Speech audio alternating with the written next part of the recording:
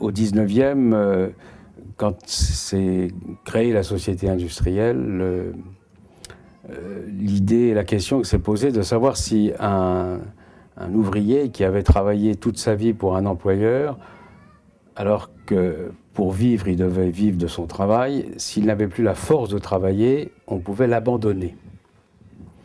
Et la réponse a été, en particulier dans la grande industrie, non.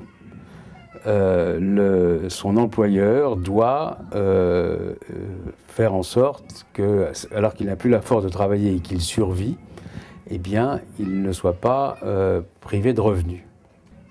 Mais ces systèmes de retraite étaient des systèmes qui étaient toujours des systèmes d'entreprise. Et chaque entreprise avait une manière de traiter ses employés. Ça, vous voyez, c'est l'idée que vous donnez une pension à celui qui est invalide.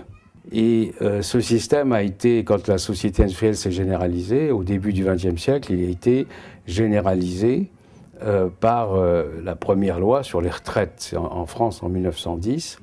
Et à ce moment-là, on a donc dit que tout salarié, dans l'organisation du contrat de travail salarié, on pouvait, si on était survivant à un certain âge, eh bien, on avait droit à une pension.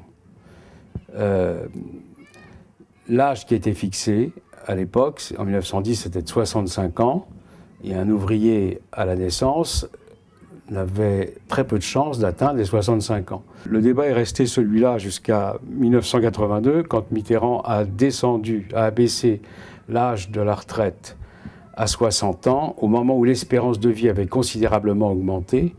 Et là, il a pris une décision qui est très étrange, qui est extrêmement singulière, c'est qu'il a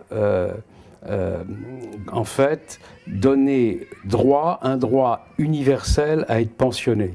Pourquoi? Parce que l'espérance de vie en 1982 dépasse largement les 60 ans, que vous avez droit à votre retraite à 60 ans si vous avez cotisé suffisamment de temps.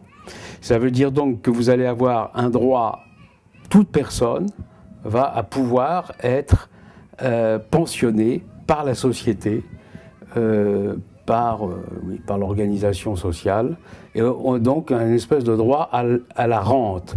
On devient tous rentiers.